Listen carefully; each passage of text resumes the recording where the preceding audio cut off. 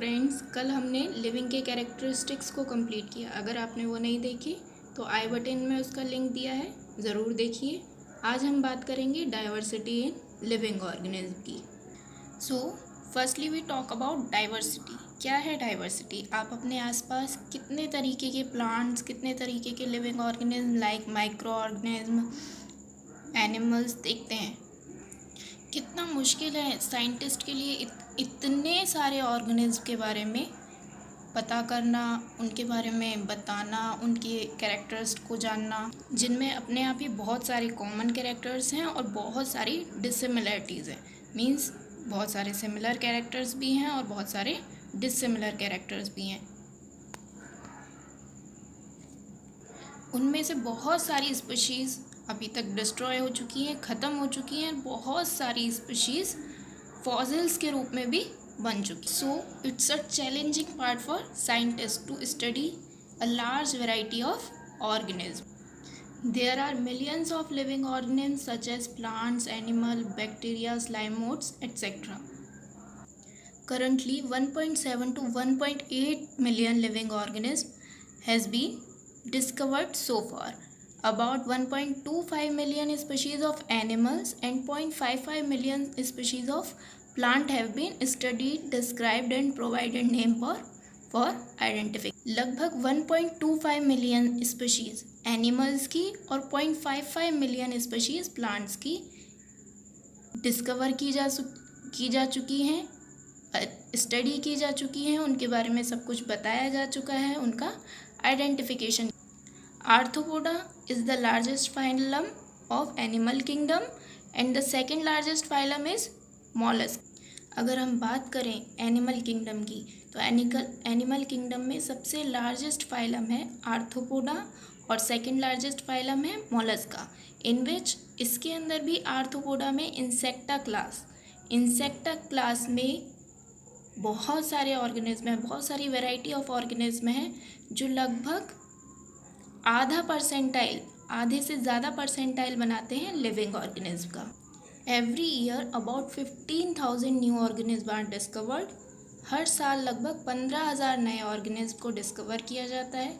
1000 are still unknown and are yet to identified and discovered. हज़ारों ऐसे organism हैं जो अभी भी अननोन हैं और उन्हें ज़रूरत है किसकी? आइडेंटिफिकेशन की और डिस्क्राइब करने की। It is practically impossible to each and every individual.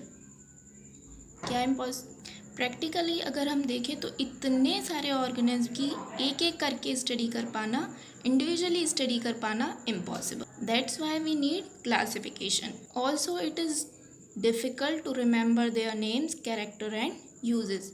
और ये भी डिफ़िकल्ट होगा अगर हम एक एक को इंडिविजुअल को उनके नाम से याद करें, उनके कैरेक्टर्स याद करें और उनके uses. The next is systematics. Systematic term किसने दिया था? Systematic term coined by Carolus Linnaeus. Scientist who study and contribute to the classification of organism are known as systematist और टैक्सोनॉमिस्ट। साइंटिस्ट जो स्टडी करते हैं क्लासिफिकेशन ऑफ ऑर्गेनिज्म की और contribute करते हैं उसमें, उन्हें क्या कहते हैं? सिस्टमैटिस्ट या फिर taxonomist. And their subject is called systematics. और उनके सब्जेक्ट को क्या कहा जाता है? सिस्टमैटिक। लैटिन वर्ड सिस्टमा का मतलब है ऑर्डर और सीक्वेंस, किसी भी चीज़ को ऑर्डर में रखना या सीक्वेंस में रखना। Generally the term such as classification, systematic and taxonomy are used interchangeably, but taxonomists like G. Simpson relate them to separate fields. ज़्यादातर हम टैक्सोनॉमी, क्लासिफिकेशन, सिस्टमैटिक्स को एक ही समझते हैं और कंफ्यूज रहते हैं, but they are different terms. और इन डिफरेंट टर्म्स को किसने सेपरेट किया? जी सिम्पसन ने फर्स्ट टाइम। चलिए सबसे पहले देखते हैं what is systematics. Systematics is the study of diversity of organism and all their comparative and evolutionary relationships based on comparative anatomy, physiology, biochemistry and eco. Systematics क्या है? Diversity की study और उनके कंपैरेटिव और रिवोल्यूशनरी रिलेशनशिप्स की study. Means अगर कोई भी क्लास है, कोई भी ऑर्गेनिज्म है तो उनका कंपैरिजन करना, उनकी रिवॉल्यूशनरी रिलेशनशिप्स का स्टडी करना क्या है, systematics on the basis of anatomy, physiology, biochemistry और eco.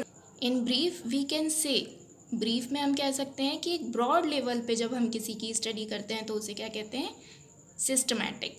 Simpson regarded classification as a sub topic of systematics.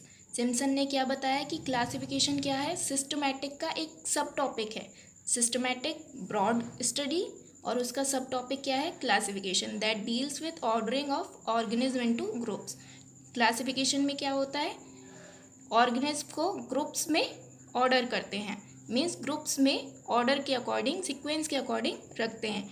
And taxonomy as the study of principles and procedures of classification. और taxonomy क्या है, taxonomy में वो principles आते हैं, वो procedures आते हैं जो हम क्लासिफिकेशन के टाइम पे यूज़ करते हैं। द नेक्स्ट इज जॉन रे, an English naturalist, coin the term species. Species term किसने दिया, जॉन रे ने। For a group of morphologically similar organism, किस लिए स्पीशीज क्या है, उन ऑर्गेनिज्म का ग्रुप जो मॉर्फोलॉजिकली सिमिलर है। And also term monocotyledons and डाइकोटिलिडन्स।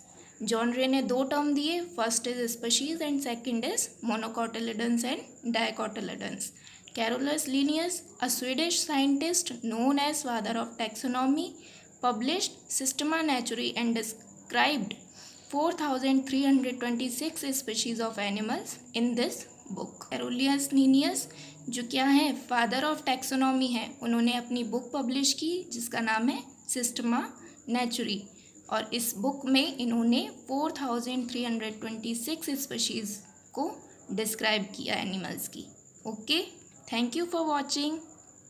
उम्मीद है आपको ये वीडियो पसंद आई होगी। So please like and subscribe. Next video में हम बायनॉमियल नॉमेनक्लेचर के बारे में पढ़ेंगे। ओके।